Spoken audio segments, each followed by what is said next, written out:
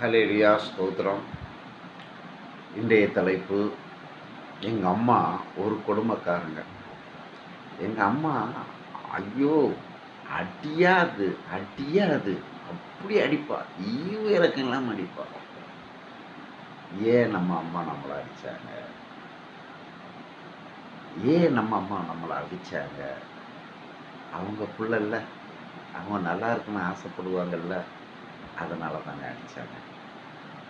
சரி, இப்போ எங்கள் அம்மா எப்படிலாம் அடிச்சிருப்பாங்கன்னு நினைக்கிறீங்க? பச்சை மட்டை, பணம் மட்டை, பச்சை மட்டையில் அடித்த எங்கள் அம்மா பத்திரக்காளி.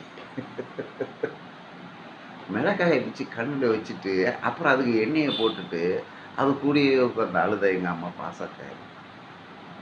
கம்பியை காய வச்சு சூடு வச்சு எங்கள் அம்மா ஒரு குடும்பக்காரி. இந்த பாடுகள்லாம் சகிச்சுக்கிட்டு மடியில் உட்கார வச்சு பாசமாக கதை சொன்னாங்க இல்லையா, அந்த கதைகள் தான் எங்களுக்கு பலன் உள்ளது. நாங்கள் சின்ன வயசாக இருக்கும்போது எங்கள் அம்மா இந்துலேருந்து கிறிஸ்டினை கல்யாணம் பண்ணாலும் அந்த இந்து கல்ச்சரல்கள் எங்கள் அம்மாக்குள்ளே இருக்கும். நேற்று எங்கள் அம்மாவுடைய நினைவு நாள். எங்களை மடியில் படுக்க வச்சு கதை கதையாக சொல்லுவாங்க. நல்லத்தங்கால் கதை, வீரக்கதை, அதெல்லாம் எனக்கு சொல்ல தெரியல. எங்கள் அம்மா சொல்லும்போதே நான் அழுவேன். எங்கள் அம்மா அழுவாங்க. அதுக்கப்புறம் நாங்கள்லாம் தூங்குவோம். தூங்குகிற நேரத்தில் எங்கள் அம்மா அந்த நிலாச்சோறு கொடுத்துட்டு முத்தத்தில், எங்கள் வீட்டு முத்தத்தில் படுக்க வச்சு திருநாரை எடுத்து எங்கள் கையில் எல்லாம் பட்டையாக போடுவாங்க. அந்த கையால் அப்படி இழுக்கும்போது ஒரு உணர்வு இருக்குது பார்த்தீங்களா, இன்னைக்கு நினைச்சாலும் அப்படியே ஒரு சிரிப்பு. எனக்கு, என் தங்கச்சிக்கு எல்லாத்துக்கும் பட்டையாக போட்டு அந்த நைட்டில் போட்டு தூங்க வச்சு அப்புறம் என்ன பண்ணுவாங்கன்னா தலையில் அப்படியே விரலை கொடுத்து அப்படியே சொரிப்பாங்க. இப்போ கூட என் தலை இப்படியே சொரியும் போது எங்கள் அம்மாவுடைய பாசம் அதை இறந்துட்டாங்க. கொள்ளுபேரனை பார்த்து தான் இறந்தாங்க, ஒன்றும் பிரச்சனை இல்லை. 78 வயசு, இப்போ 3வது வருஷம் நினைவுகள். அம்மாவுடைய நினைவுகள் அவ்வளோ சந்தோஷம். எங்கள் அம்மா ஒரு முறை சொன்னாங்க, அந்த பிள்ளைங்க சண்டை போட்டுட்டு வருவோம் இல்லையா, அப்போ எல்லாரும் என் பிள்ளைய அடித்தது யாருன்னு கேட்பாங்க. எங்கள் அம்மா மட்டும் எங்களை கேட்பாங்க, நீ என்ன தப்பு பண்ண, நீ என்ன தப்பு பண்ண. அப்போ நான் செய்ய தப்பை சொல்லும்போது தப்பை கரெக்டாக சொல்லணும், போய் சொல்லக்கூடாது. சரி, இதெல்லாம் சகஜம், குழந்தைங்க நடக்கும்போது இதெல்லாம் சகஜம், இதெல்லாம் பேலன்ஸ் பண்ணணும், இதெல்லாம் சகிச்சு போகணும், நாளைக்கு நீ பெரிய ஆளானாலும் இதெல்லாம் சகிச்சுக்கணும், நீயே பேலன்ஸ் பண்ணுறது அறிவுரை சொல்லுவாங்க. ஆனால் எதிர்ப்பிள்ளைங்க எங்களை அடிக்கிறதும் ஒரு நாள் ஓவராக போகணுன்னா கொந்தளிச்சிட்டான்.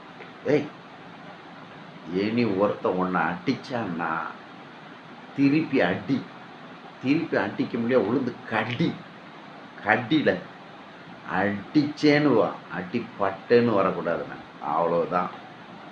இந்த மிலிட்ரிலாம் சொல்லுவாங்களா, பாலத்தை உடைச்சிட்டா எதிரியை வீழ்த்திட்டு தான் வரணும், இனி திரும்பி வரக்கூடாது. அடி நொறுக்கு, இப்படி அப்படி நொறுக்கு கிடையாது, ஊரையே காலி பண்ணுற அளவுக்கு அடி தெரியாது. இதில் ஊரை காலி பண்ணி நாங்கள் திருச்செந்தூர் வந்துட்டோம். ஒரு மறக்க முடியாத சம்பவம். நாங்கள் மோட்டர் கிணத்துல குளிக்கும்போது எங்கள் ஊரில் ஒரு பொண்ணு ரொம்ப கலராக இருப்பான். I'm colour, opposite colour.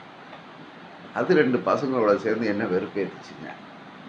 எங்கள் அம்மா தான் சொல்லி விட்டால, அடிக்க முடியல, அவளுக்கு அடி பட்டேன்னு வரக்கூடாது. இப்போ கூட சின்ன வயசில் இங்கே சென்னைக்கு வந்து ஏதாவது பிரச்சனை ஆச்சுன்னு சொல்லி, எல்லையை தாண்டி போகிறா, ஜிஹெச்சா சென்ட்ரலான்னு முடிவு பண்ணிக்கிறா.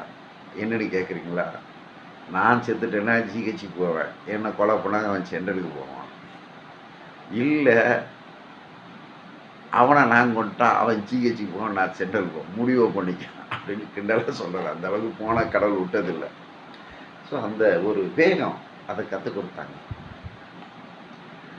அப்படி இருக்கும்போது இந்த கலர் ஆப்போசிட்டான பொண்ணும் இன்னொரு பையனும் சின்ன வயசு, அதாவது ஒரு 7-8 வயசு இருக்கும். மறக்க முடியாத சம்பவம். மோட்ரு கிணத்துல பம்பில் குளிக்கும்போது நான் குளிக்கிறேன், நீ குளிக்கிற, நான் தான் பைப்பில் தண்ணி வைப்பேன், சண்டை வந்துருச்சு. அவங்க 3 பேர், நான் ஒரு ஆள். எங்கே இருந்தாங்க தெரியல, போட்டு அடி, செம்ம அடி. அடித்ததில் அந்த பொண்ணுக்கு உடம்பெல்லாம் காயமாக ஆகி போயிடுச்சு.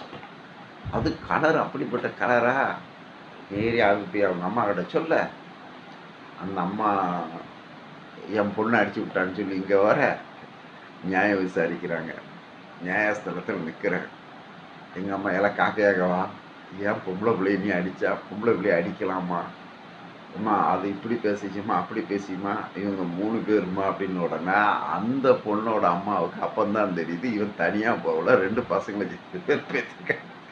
அந்த அம்மா அங்கேருந்து கட்டை எடுத்துட்டு அதுக்கு 4 போடு, அது எங்கள் அம்மா கூட சேர்ந்து, நீ ஒரு பொட்டை புள்ள 3 பேர் சேர்ந்து ஒருத்தரை அடிக்க போயிருக்கீங்க, அவன் ஒருத்தவங்க 3 பேர்த்த அடிச்சிருக்கான், இதில் காயப்பட்டு வந்துருக்கா, நீ இனி போவியான்னு அதுக்கு அடியை போட்டு கூப்பிட்டு போகிறேன். எனக்கெல்லாம் மறக்கவே முடியல. இப்போ அது பேரம்பேத்தி எடுத்துருக்கோம். இது ஒரு தவறான காரியம். அம்மாவுடைய நினைவலைகள், அம்மாவுக்கு இறந்த நாள். எங்கள் அம்மா இந்துலேருந்து கிறிஸ்டியனாக கல்யாணம் பண்ணாலும் எங்கள் அப்பா பரம்பரைக்கு ஜெபம் பண்ணுவாங்க. எங்கள் அம்மா அந்த இந்து கல்ச்சரில் ஃபாலோ பண்ணுவாங்க. இரவு நேரத்தில் எங்களை எல்லாம் தூங்க வச்சு நீலாச்சோறு ஊட்டுவாங்க, கதைகள் சொல்லுவாங்க, நல்லத்தங்கால் கதை, அப்படி வீர கதைகள். அதெல்லாம் நினைக்கும் போது அப்படியே ஒரு சிரிப்பு வரும், ஒரு சந்தோஷம் வரும். அவங்க அந்த திருநாரை எடுத்துட்டு எங்களெல்லாம் மடியில் படுக்க வச்சு உடம்புலலாம் அப்படி இப்போ கூட அப்படியே தடவும் போது அந்த ஒரு அம்மா தடவுன்னு ஒரு ஃபீல் இருக்குது. குழந்தைய தடவை அப்படியே பட்டப்பட்டையாக போட்டுட்டு அப்புறம் மடியில் படுக்க வச்சு கதை சொல்லும்போது இந்த விரலால் அப்படியே தலையை நோண்டி அதில் பேன் இருந்தால் ஈர் இருந்தால் எடுத்து தலையிலேயே குத்துறது, அதெல்லாம் நம்ம தலையில் கை வைக்கும்போது அம்மாவுடைய பாசம் தெரிஞ்சுக்கிட்டே இருக்கும்.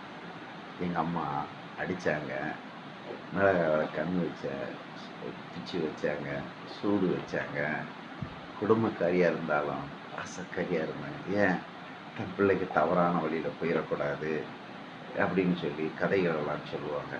இப்போ கூட நான் ஊருக்கு போயிட்டு இருக்கும்போது ட்ரெயினில் ஒரு அம்மா வயசானவங்க தங்களுடைய குழந்தைய வச்சுக்கிட்டு இப்படியே தொட்டியில் ஆட்டிகிட்டு இருந்தாங்க. அப்போ நான் பக்கத்தில் இருந்து சொன்னேன், பாட்டிம்மா உங்களுக்கு வயசாகிடுச்சு இல்லையா, எங்களுக்கு எங்கள் அம்மாவுடைய தாலாட்டெலாம் கேட்டு லேட் ஆகி போச்சு, நீங்கள் பாடுங்களேன் நாங்கள் கேட்குறோம் அப்படின்னா நம்ம சிரிக்கிறாங்க. நான் எங்கள் பாட்டிக்கிட்ட கதை கேட்டேன், தாலாட்டு பாடினேன், இப்போ நானே பாட்டி ஆகிட்டேன். நான் பெங்களூர் சிட்டியில் இருக்கு, இப்போ முருகன் கோயிலுக்கு வந்துக்கிட்டு இருக்கேன், எனக்கு பாட்டெல்லாம் பாட தெரியாது. எங்கள் அம்மா எங்களுக்கு தாலாட்டு பாடியிருப்பாங்க. அது என் தங்கச்சியை வச்சு தாலாட்டு பாடும்போது என் தங்கச்சி எங்கேருந்து குரல் கொடுப்பாங்க, ஆன்ட்டு எங்களுக்கு சிரிப்பு வரும். எங்கள் அம்மாவுக்கே தாலாட்டு எதிர்பார்த்து பாடுறான்ட்டு. அப்புறம் எங்கள் அப்பா கூட தாலாட்டு பாடுவாங்க. தாலாட்டு பாடுறத விட சினிமா பாட்டு பாடுவாங்க. ஏன் பிறந்தாயோ மகனே, ஏன் பிறந்தாயோ, ஏன் பிறந்தாய் மகனே, பிறந்தாயோ. அந்த பாட்டு ராகமாக மியூசிக் இல்லாமல் இன்னும் காதில் ஒலிச்சிக்கிட்டே இருக்குது. அம்மாவுடைய பாசங்கள், தந்தையோடைய பாசங்கள் மறக்க முடியாது. அம்மாக்கள் ராட்சசியா? இல்லை இல்லை. அப்பாக்கள் ராட்சசனா? இல்லை இல்லை. அப்பாக்கள் நமக்காக வாழ்கிறாங்க. நாம் கெட்டு போன மாதிரி நம்ம பிள்ளைகள் கெட்டு போயிடக்கூடாது. நம்ம தவறான வழியில் போன மாதிரி நம்ம பிள்ளைங்க தவறான வழியில் போயிடக்கூடாது. நம்ம பிள்ளைங்க தவறான எண்ணங்கள் வந்துடக்கூடாது. எங்கள் அப்பாவால் பணம் செலவு பண்ணி கல்வியை கொடுக்க முடியாமல் இருந்திருக்கலாம். எங்கள் அப்பாவால் ஒரு பெரிய சொத்தை உருவாக்க முடியாமல் இருந்திருக்கலாம். எங்கள் அம்மாவால் பெரிய சொத்தை உருவாக்க முடியாமல் இருந்திருக்கலாம். எங்கள் அம்மாவால் எங்களுக்கு பெரிய கல்வி கொடுக்க முடியாமல் இருந்திருக்கலாம். ஆனாலும் நீதி, நியாயம், நிதானம், பொறுமை இன்னொன்னையும் கற்றுக் கொடுத்தா பாருங்க, பயம் இல்லாத செய்யணும், துணிஞ்சி செய்யலாம். ஒன்று சொல்லுது மறந்துட்டு, இல்லை நீ எங்கே வேணாலும் போ, இல்லை நீ எங்கே வேணாலும் போ, பொழைச்சிக்கா, கடல் தாண்டி கூட போ, பொழைச்சிக்கா. எச்சலை தூக்கிறாத. எச்சலைன்னா கிராமங்களில் எங்களுக்கு நாங்கள் ஹோட்டலில் சாப்பிட்ட இலையை நாங்கள் தான் போடணும். எச்சியலை எடுக்கிறது ஒரு பெரிய கேவலமாக எங்கள் ஊர் பக்கம் நினைப்பாங்க. எச்சியலை எடுத்துடாத. திருடங்கிற பேரை வாங்கிட்டு ஊருக்கு வந்துடாத, அங்கேயே செத்து போயிடலாம். நீ அங்கேயே செத்து போயிடலாம். நீ தொழிலில் என்ன வேணாலும் பண்ணு, ஆனால் திருடுறதுக்கு மட்டும் உன் மனசு செலுத்திடாத. வேதம்னு சொல்லுது, திருடி சாப்பிட்றது தன் சதயத்தின்னு வாழ்கிறதுக்கு சமானம். ஆமாங்க, திருட்டுக்கும் தாழ்வான தொழிலை நினச்சி போயிடக்கூடாது. தாழ்வான்ட்டு அவங்க நினச்சாங்க, நான் அதுக்காக ஸ்டாலில் இலை எடுக்கிறது தவறாக சொல்லலை. அந்த மாதிரி ஒரு சூழ்நிலைக்கு உன்னை உருவாக்கிக்கிடாத, மேன்மையான வழியை தேடு. ராஜா மாடு மாதிரி கஷ்டப்படு, மகாராஜா மாதிரி வாழ். இதெல்லாம் எங்கள் அம்மா சொன்ன பொன் வேடுகள். எங்கள் அம்மா சொன்ன பொன் வீடு, அடித்தவங்க கொடுத்த ஆறுதல், அடித்தவங்க கொடுத்த நல்லொழுக்கங்கள், தான் பிள்ளை நல்லா இருக்குன்னு ஆசைப்பட்டது எங்கள் அம்மாவுடைய நினைவுலைகள். கர்த்தர் ஆசீர்வதிப்பாராக. ஆமென், ஆமென், ஆமென்.